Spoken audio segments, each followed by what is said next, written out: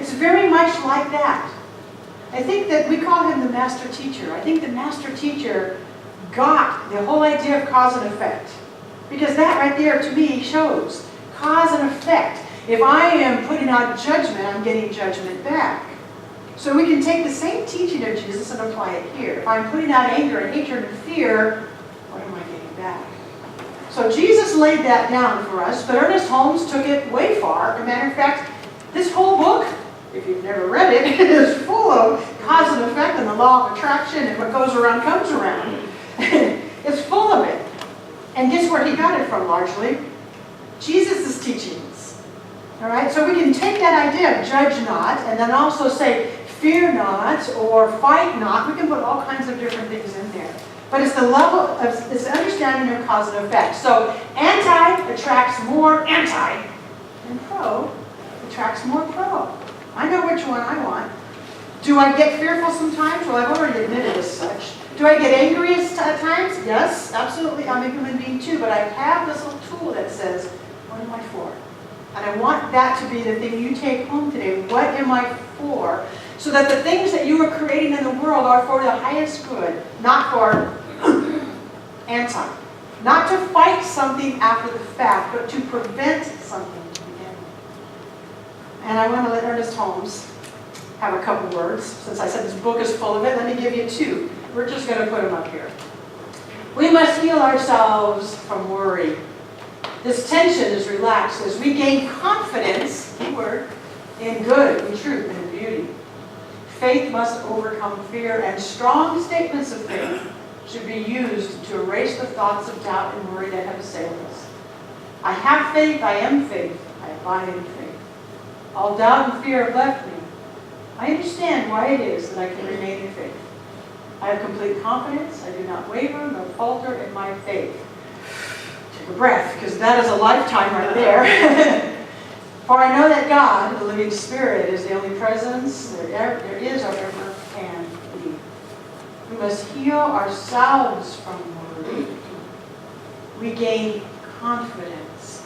Every time something goes good in our life, because we choose to have faith, that worked out really well. We've just lifted up our ability to have confidence. When he says we know why it is that we can remain in faith, this is why. We've built our confidence. We've built up a trust in the Spirit. And then we do something again. We have a prayer, or we do some action that is for the greater good, and we step up again. We keep rising in confidence. It all works together. As we rise in confidence, we heal ourselves from worry. As we heal ourselves from worry, we gain confidence. That all works together. And then the next one, through spiritual discernment, we see that we have within us a power which is greater than anything we shall ever contact. This is the power we were just singing about in the meditation. Surrendering into our highest good. Right here. A power which is greater than anything we shall ever contact. A power that can overcome every obstacle in our experience and set us safe, satisfied, and at peace. Healed and prospered in a new life and a new life. If God be for us, who can be against us? God's creative power of mind is right here. If God be for us, who can be against us? As we go through this troubling time, this time that feels like it's broken and feels like it's fearful, let's keep this also in our mind. If God is for me, who is against me? What I know is that no matter who's elected president, God is my source, not that person in the White House. What I know is that if people choose to hate me because of who I love, that's not my source. God is my source. I can go on and on with the list, but I know you have your own. We have within us already this power that is greater than we are. We can choose our focus, and we can choose our actions.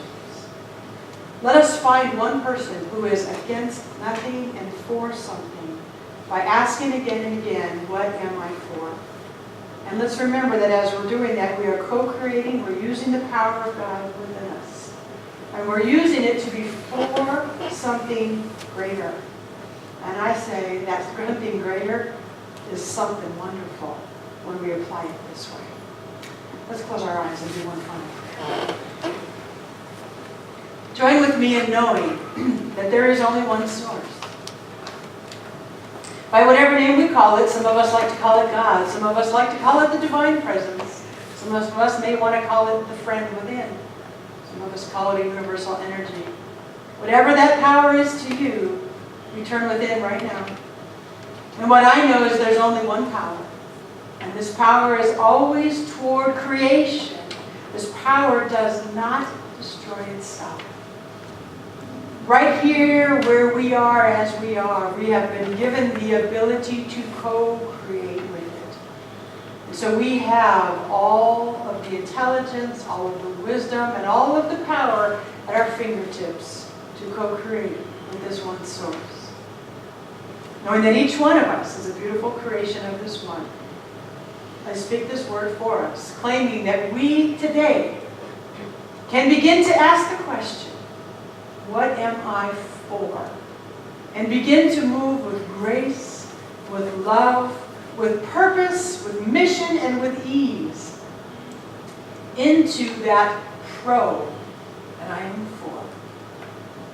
I speak my word knowing that each one of us today has the ability to release, even if just a little bit, to release a little bit of the old fear and the old anger.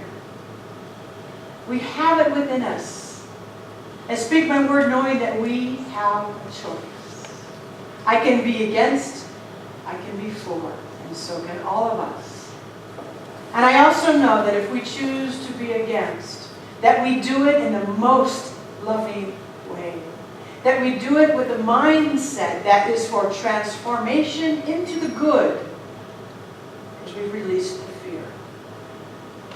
And so knowing this for us and knowing that we have the ability, I know that each one of us here is contributing to the good on this planet right now. Each one of us is contributing to the love and the compassion and the kindness. Each one of us is contributing to the wholeness. Right now, each one of us is helping to heal the wounds taking place. We are that powerful. I'm grateful for this power. I'm grateful to remember. I'm grateful to join with people who can be against nothing and for something. And so in this gratitude, I just release this prayer knowing that spiritual law knows what to do now. And so I just let go and I let God.